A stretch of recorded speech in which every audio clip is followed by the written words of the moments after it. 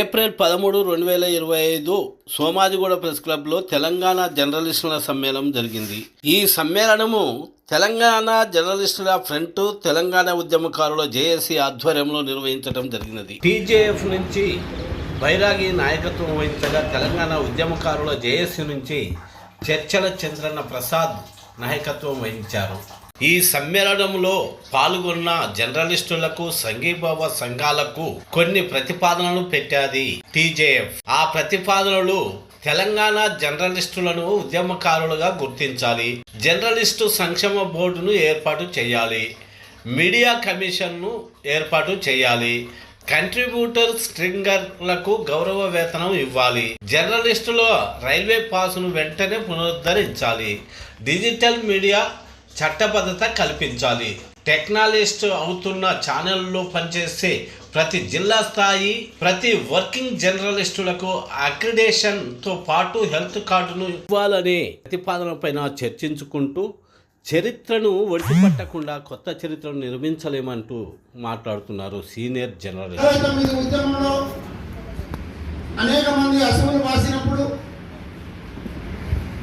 అదే సందర్భం లోపల వీరోచితంగా పోరాటం నడిచినప్పుడు ఆ పోరాటంలో అనేక మంది ముందు తరాలకు ఉపయోగపడేటటువంటి ఒక చరిత్రను నిర్మించి వెళ్ళినప్పుడు ఆ చరిత్రను విస్మరించకుండా ఆ చరిత్రను ఒడిసిపెట్టుకొని వాళ్ళ త్యాగాలను తలుచుకొని మలివిడత ఉద్యమం మొదలైనప్పుడు ఈ మలివిడత ఉద్యమంలో రాజకీయ శక్తులు తమ అవసరాలకు అనుగుణంగా తమ పార్టీ ప్రయోజనాలకు అనుగుణంగా అవసరమైనప్పుడు ఉద్యమాన్ని కూడా ప్రజలను కూడా తప్పుదోవ పట్టించేటటువంటి ప్రమాదకరమైనటువంటి పరిస్థితులకు నెట్టివేసినప్పుడు అనేక మంది విద్యార్థులు యువకులు ఇక్కడ నిలబడి ఈ సమాజంలో పుష్పించి ఫలించి రేపటి తరానికి ఉపయోగపడాల్సినటువంటి మేధాశక్తి ఉన్నటువంటి వాళ్ళు ఈ కుట్రలను చూసి కుతంత్రాలను చూసి రాజకీయ నాయకుల మోసపూరితమైనటువంటి ప్రకటనలను కార్యక్రమం చూసి మళ్ళీ ఒకసారి 69 లాగా ఎక్కడ ఉద్యమం నీరుగారుతో ఎక్కడ కుట్రలకు బలైతున్నాగా ఆందోళనతో ఆత్మ బలిదానాల వైపు కూడా వెళ్ళినారు. ఒకరొకరుగా సుమారు 1200 మందికి పైగా ఈ రాష్ట్ర సాధన కోసం ప్రాణాలు అర్పించినారు. ఇవాళ మనం ఇక్కడ కూర్చున్న వాళ్ళం ఒక్కసారి వాళ్ళని మధ్యలో తలుచుకోవాల్సిన అవసరం ఉన్నది, వాళ్ళను స్మరించుకోవాల్సి ఉన్నది, వాళ్ళని మనలోకి ఆవాహనం చేసుకోవాల్సిన అవసరం ఉన్నది.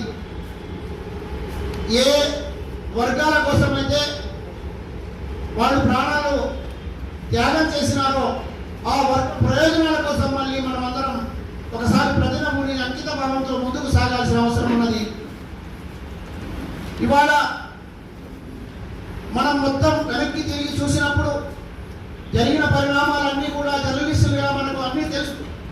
కానీ సంపన్న వర్గాలతో పాటు జర్నలిస్టు సమూహం కూడా మొట్టమొదటిసారిగా ప్రపంచం నివ్వెరపోయేటట్టుగా ఈ దేశం గర్వించేటట్టుగా త్యాగదనులు మా కోసం అక్షరాలు రాసేటటువంటి శక్తులు నిలబడ్డాయని మురిసిపోయే విధంగా మలివిడత ఉద్యమంలో తెలంగాణ జర్నలిస్టు ఫోరంగా ఇక్కడ ఉన్నటువంటి జర్నలిస్ట్ సమూహం అంతా కూడా ఈ సంపన్న వర్గాలు చేసేటటువంటి ప్రతి నిరసన ఆందోళన కార్యక్రమంలో ముందు వరుసలో నిలబడింది. అందులో మనం ఉన్నాం, అందుకు మనం గర్వపడాల్సిన అవసరం ఉన్నది.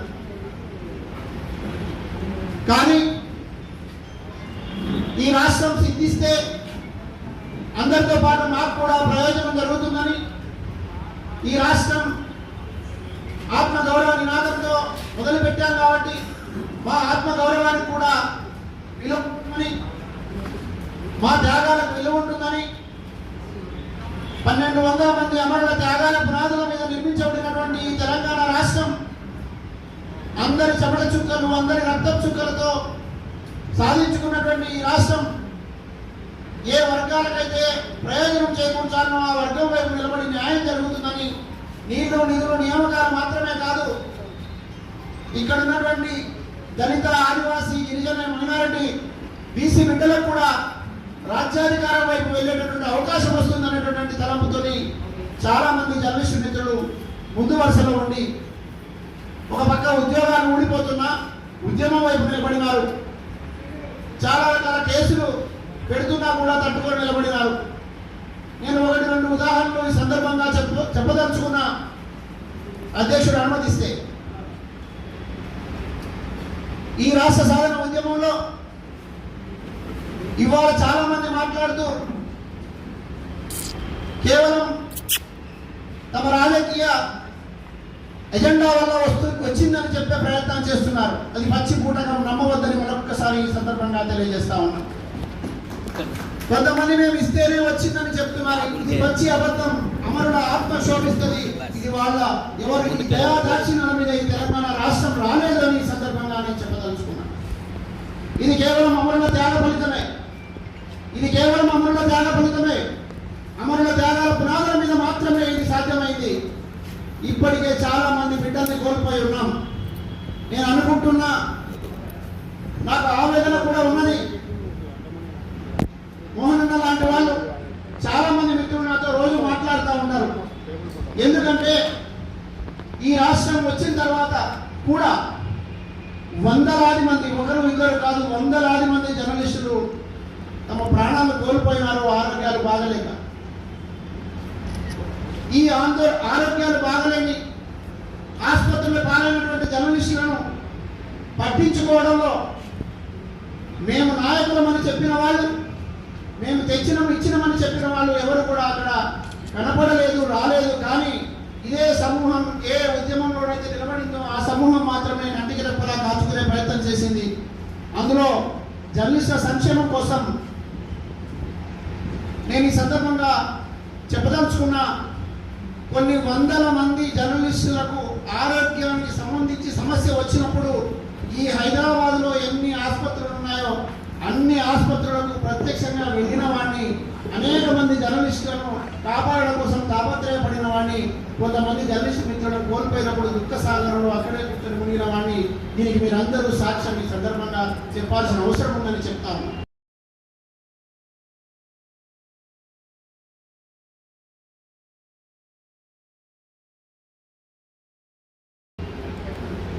ఈ రాష్ట్రంలో ఆత్మ బలిదానాలు జరుగుతున్నప్పుడు, రాజకీయ పార్టీలు వాళ్ళ ఆటలు ఆడుతున్నప్పుడు మన వాళ్ళు కూడా చాలా మంది అక్కడ ఏ రాజకీయ పార్టీలో అవకాశం వస్తుందని ఒక్కొక్కరిగా వందలు పాడుతున్నప్పుడు,